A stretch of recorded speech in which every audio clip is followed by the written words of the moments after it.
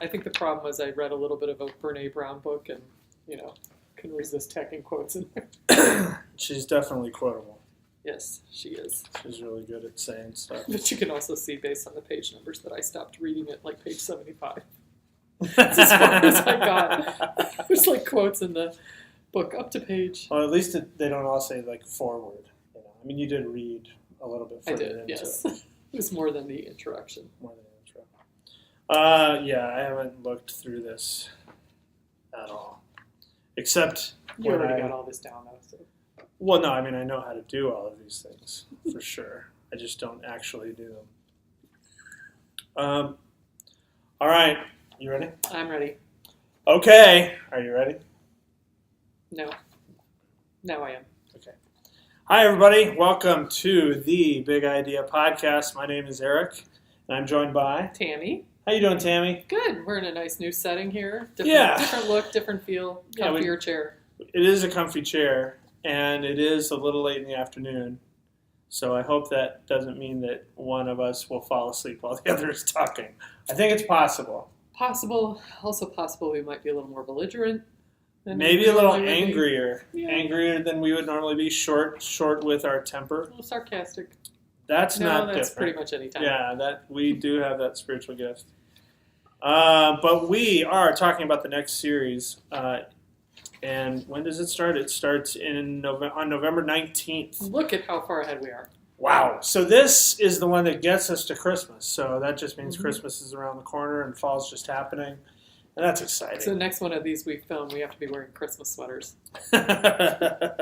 Okay. So what is the criteria for a Christmas sweater? Like, are we competing? Like, do we wear... I don't own one. You don't own one? No.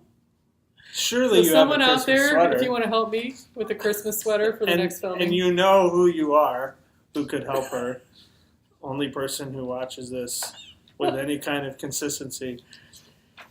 Okay. This series is called Next Level, and we are looking forward to taking friendships to the next level. Mm-hmm. And I think that's pretty cool. It's a small group series, and it's all about kind of what that means, and spending a few weeks, just 3 weeks, right? 3 weeks, yes. 3 weeks talking about some key things that can really enrich those relationships and kind of turn them into more spiritual friendships, I guess. Mm-hmm. So Tammy, I probably just introed like the overall series just now, but what would you add to? Well, it is. I mean, we really do want to talk about spiritual friendships, but we didn't necessarily want to call them that because I think that can weird some people out or they don't know, and so we're talking next level just because it gives us the ability to define what that means. Mm-hmm. One thing I will say in that though is we want to be careful, and we try to be careful in the way we describe it in the map, that we're not implying like that spiritual friendships, that the friendships you have with other Christ followers are somehow way better than relationships you'd have in secular friendships. So when you think of next level, think about going down deeper more than like saying, hey, this is better than that type of thing. But yeah, we want to talk about how we all have this longing for meaningful connections, but oftentimes many of us experience our friendships just kind of staying on the surface level, and oftentimes we don't really know how to develop more meaningful, deeper friendships. And so this series is going to be talking about cultivating those friendships, going to places where there's trust, there's vulnerability, where the verse talks about iron sharpening iron, that idea behind it. And so in this, we want to both be challenging people to get connected in a small group if they're not, because that's a great way to cultivate these kind of friendships. But really, we also, I think a lot of us can be in a small group and still not be experiencing what we're talking about in this series. So I think it's also a challenge to people to actually make the investment and follow the practices that make these kind of relationships happen. And so one of the things you'll see there in the introduction is we do have a theme verse from Ephesians 4. From him, the whole body joined and held together by every supporting ligament grows and builds itself up in love as each part does its work. And in that verse, we see some components both that, God designed us to be connected that way, to be joined and held together that way. that those kind of relationships are supposed to help all of us grow. You see that in the verse, but also where it says, as each does its work, that they don't just happen. Like you have got to put the work into it, and that's what we're gonna talk about, what that work is during each week of the series. And if you look at the big idea statements for each week of the series, we actually think there's a sequence to them. Okay. That they build upon one another. So that's why, we say next level friendships start with availability. I believe we say deepen with authenticity, and they mature with accountability. Oh, nice. And so it is kind of a sequential series. I love it. Well, let's dive right into week 1 then, okay. The starting point, which is availability. Yes. Sidebar, this is a child dedication weekend, so I think we want to think in terms of like that part of our service as we're planning, kind of being on the front end of things, and then we move into this new topic, which is the start of this new series. There are some times where it feels like child dedication is more like a focus of it. A focus or a part of this, but I think that in terms of how we look at this calendar, this particular week, I think it's probably more separated and chapters in a book. This would fall in the vein of more we put child dedication on a week where it's still a relational orient, as opposed to like putting it on the spiritual warfare week of right, or demons, scaring all the babies, talking about demons, scaring all the babies. Yeah, we don't want to scare any babies. No. So that's that. But then let's talk a little bit about what week 1 has in store for us as we talk about availability. Okay, so in order to cultivate these friendships, the first thing is you've got to be available to them. And each week in the series, what we're also going to do is we're going to highlight a narrative of a next level friendship in Scripture, and then kind of support that with other verses. So this week, the friendship we're looking at is Ruth and Naomi. And, it's a beautiful story of a mother-in-law-daughter relationship. And really what we're not going to be able to tell the whole story of that. The part we're focusing is just the very beginning, where what made that relationship, that beautiful friendship possible, was Ruth's commitment to be present with Naomi. And so, I think the truth is many of us lack the friendships we desire because we don't really make the time for them in our lives. And, deep down, that's what we want. But unless we actually make the time for it, it's not going to happen. And so in some ways, this week will be the one where we really push people to get connected in a small group, that, to make time in your life for that, so that you create the possibility of this kind of friendship happening in your life. But also to recognize that I don't always think that next level friendships develop from just an hour and a half, one night a week. So there's a challenge to people that are also in groups about how are you being available to one another outside of just that group time, and what might that look like? Yeah, no, that's good. I think, I love that it's got a dual focus, because I do think that sometimes when we make the pitch, hey, you got to get into a small group, and then somebody's in a small group, it's like, well, I've checked that box. And so I think it is important through this whole series that it's like, that there's a piece of that. I had a small group last night, and even in some of that conversation as we were talking about what the small group was supposed to be, we had enough new people in the group where it's like, well, we really haven't cultivated that kind of friendship yet. Mm-hmm. And so so there is opportunity even in the midst of being a part of small group life. And the other thing, too, is some people that are going, well, I tried a small group and it didn't do it for me. Or it didn't work. No, I'm in a small group. It didn't promise what you said it would.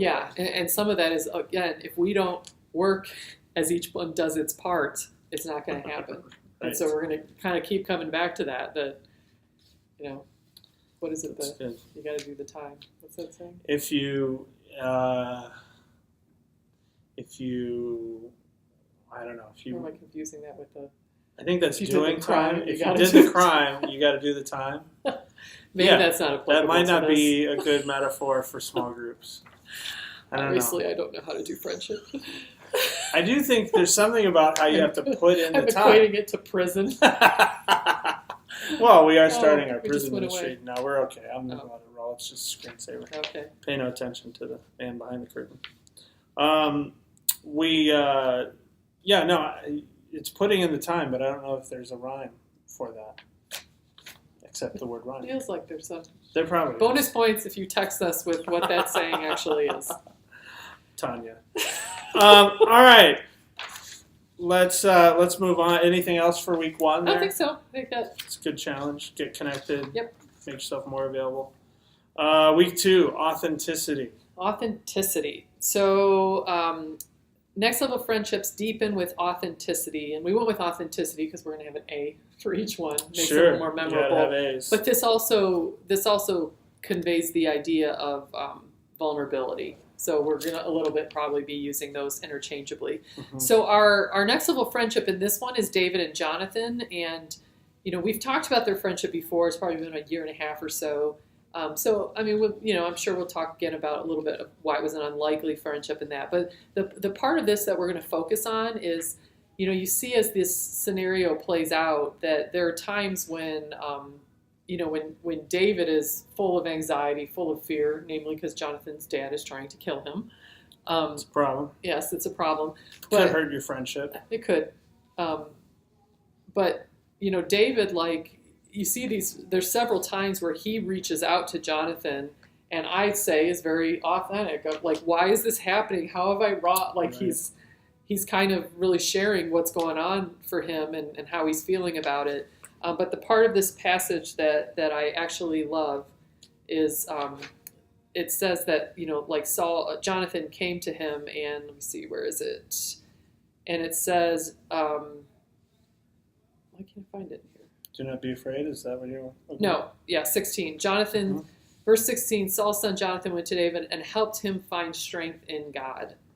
And that's something I think about this when we talk about next level friendship. It's not just go, oh, you're going to be okay. It'll be all right. It's actually we are meant to help one another kind of find strength in God with that stuff. So it's both the being real and honest with one another about what's going on in our lives, and then as a friend, in turn, helping that person find strength in God. And I think that's something that happens, that can happen uniquely in spiritual friendships that can't necessarily happen in other places as well. So in this, we'll be talking a lot about, authenticity, about keeping it real.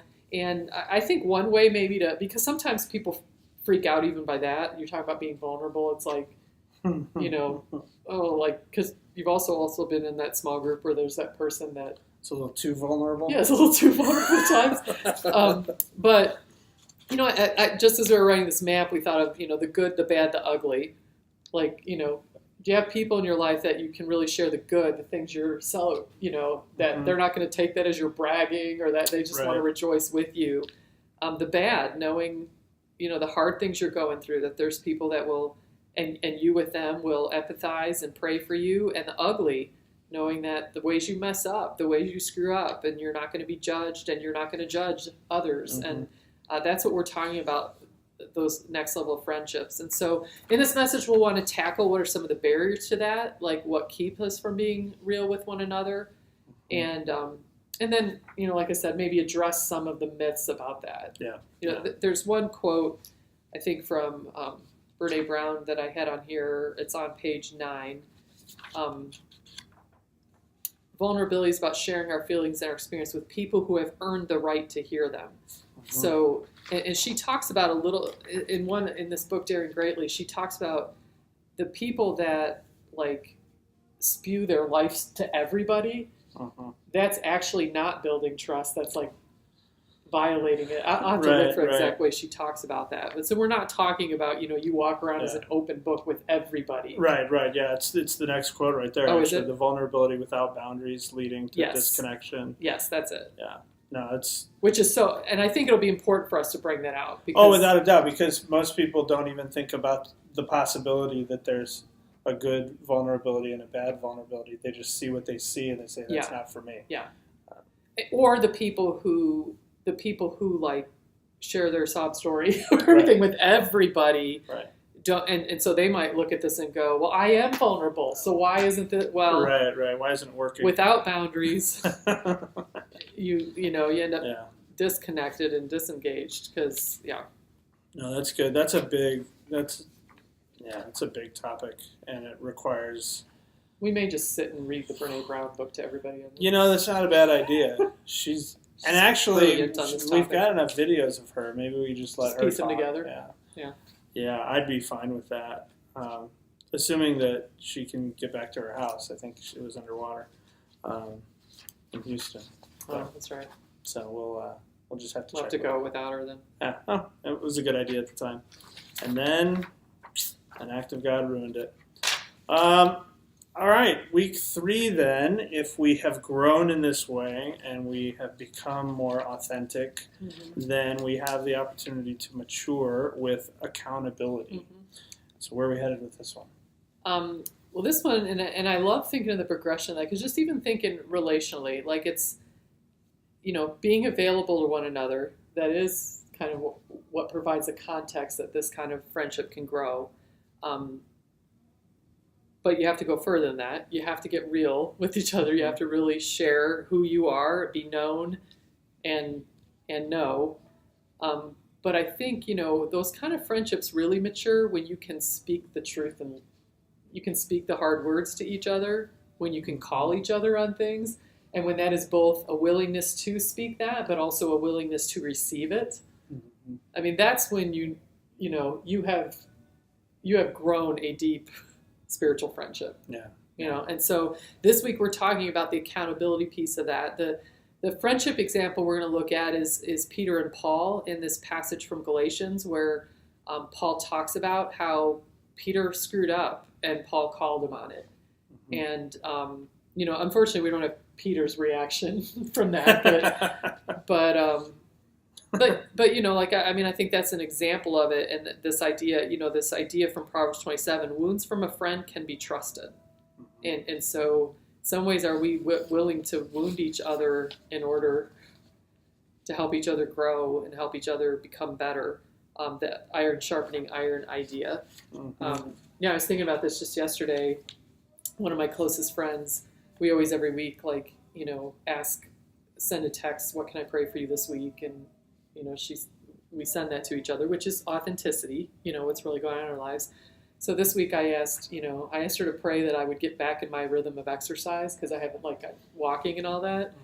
And so I asked her to pray for that. But the next day I get the text that says, I just finished my walk. Are you going on yours today? When are you going on it? But I loved getting that, because I'm like, okay, I didn't ask for accountability, but now she's like, oops, sorry, I kicked the table. You're fine. I just wanted you to pray for it. I want you to actually make me follow do it. Up and but it's good. What did I end up doing? Going for a walk yesterday. And so that's a simple example, but yet that idea of I love that she was calling me out on it. Kind of like, no, I'm not just going to pray for that. Go do it. Right. So this week we're talking about accountability. I think, and I wrote on here, I think it can be one of the most underutilized spiritual growth practices. Because if you want to know if you're really serious about wanting to take a step, submit yourself in accountability to someone. Because so often things like that, we say, I want to get better about taking care of myself. But we don't ask for someone to, hey, are you walking today? Right, exactly. Yeah, no, it is difficult. We operate with accountability too often. We operate from a place of fear, or and it does require that, or defensiveness. Yeah, exactly. Yeah. And so, I think being able to ask that question of someone else, hey, here's where I'm at. You already know my story. You already know where I'm at. And that's why I think you talking about the progression of that, I think is really important, because I also think that what happens, and maybe not as much in our environment, but I think maybe a churchy-ish environment, is they jump to the accountability place without having the trust and authenticity. And so I think there are dangers there, obviously. I don't know that that's something that is high percentage for us. But certainly you see it where it's okay, well, if we're going to be in this group, we've got to be accountable. And so we're going to, but you haven't really. A fear-based thing. Right, exactly. I don't want to get caught, so I'm going to, Yeah, and you're right, because the difference is, in this instant, I received that accountability text as love. Absolutely, yeah. And through through the natural process of a good, deep friendship. Yeah.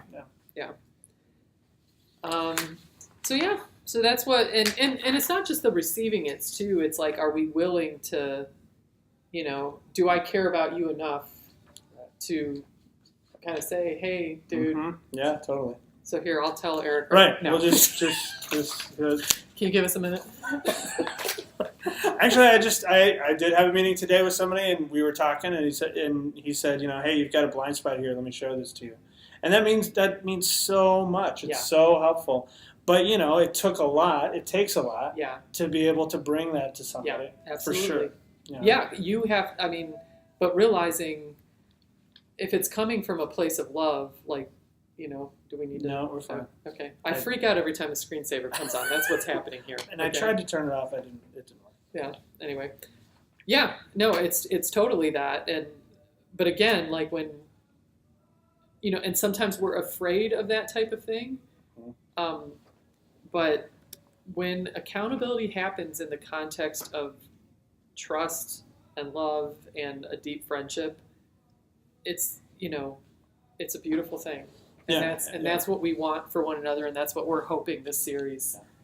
And it's attractive too. In terms of like what makes your small group something that is desirable and helps fortify it is when those kind of relationships are active there, and people can step into this environment and see that that's what's taking place. Yeah. And so you're leading by example in a way that is a lot more than, like you said, meeting for an hour and a half once a week. Yeah. Changes everything.